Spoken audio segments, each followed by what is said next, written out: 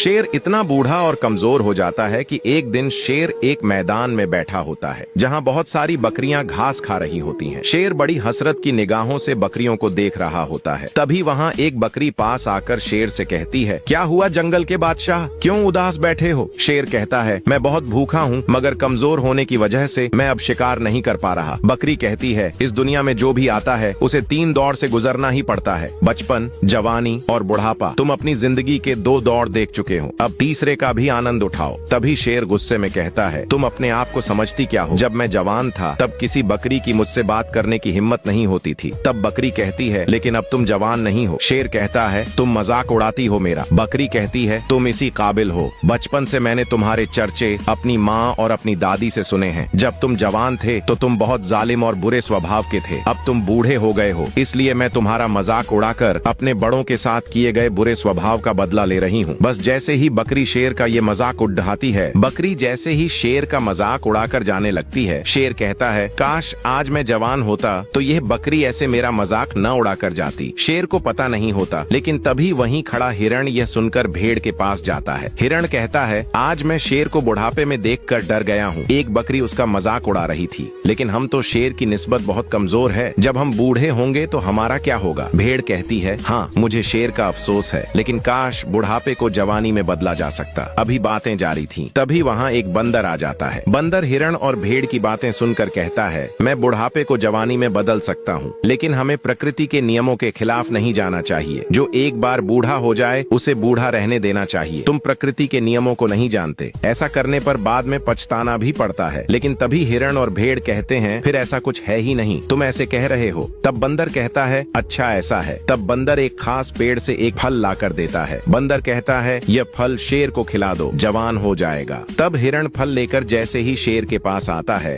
हिरण जैसे ही वह जादुई ताकतवर फल शेर को खिलाता है, शेर फौरन जवान हो जाता है। तब शेर खुश हो जाता है और हिरण भी खुशी से वहाँ से चला जाता है। अब शेर सोचता है, अब तो जवान हो गया हूँ, अब इन बकरियों को बताता हूँ। और फिर शेर सारी बकरियों को मार देता है। लेकिन जैसे ही हिरण का वहाँ से गुजर होता है तो हिरण शेर से कहता है, यह क्या हुआ? सारी बकरियां कैसे मर गईं? तब शेर कहता है, पता नहीं बेचार रही, सब खुद ब खुद तड़प कर मर गई। हिरण शेर से कहता है, चलो अच्छा हुआ, वैसे भी जब तुम बूढ़े थे तो यह तुम्हारा मजाक उड़ाती थी। कुछ दिन बाद हिरण घास खाने कहीं दूर जाने से पहले अपने बच्चे को लेकर शेर के पास आता है और शेर से कहता है, मैं आज घास खाने के लिए कहीं दूर जा रहा हूँ, मेरा बच्चा तुम्हारे पास छोड़कर जा रहा हूँ, मेरे बच्चे का ख्याल रखना। शेर कहता है, हाँ हाँ तुम जाओ, मैं तुम्हारे बच्चे का ख्याल रखूंगा। और हिरण वहाँ से चला जाता है। हिरण के जाने के बाद शेर हिरण के बच्चे की तरफ देखकर सोचता है, जब मैं पहले जवान था तो हिरण का मांस बहुत खाता था, लेकिन अब फिर बुढ़ापे के बाद जवान हो गया हूँ, क्यों ना आज हिरण के बच्चे को खा लूं।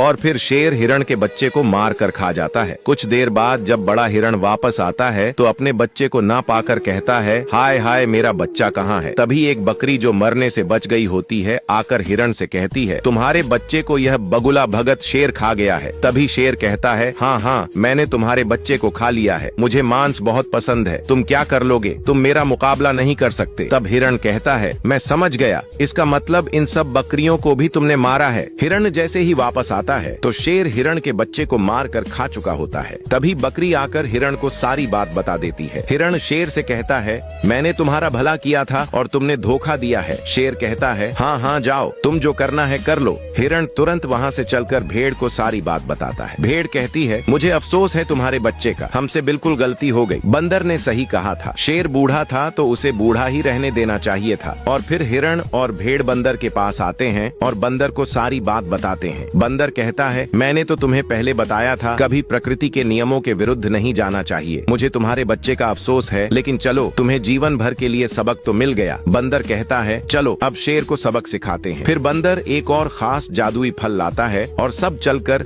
शेर के पास आते हैं। जैसे ही बंदर शेर के पास आता है तो उस जादुई फल का रस शेर के शरीर पर डाल देता है। जैसे ही जादुई फल का रस शेर पर गिरता है, शेर तुरंत बूढ़ा हो जाता है। अब शेर चीखता है, मुझे माफ कर दो। बंदर कहता है, तुम अपनी औकात भूल गए थे और जो अपनी औकात भूल जाए वह भला करने वालों को भी नुकसान देता है, इसलिए अब तुम अपनी औकात में ही रहो।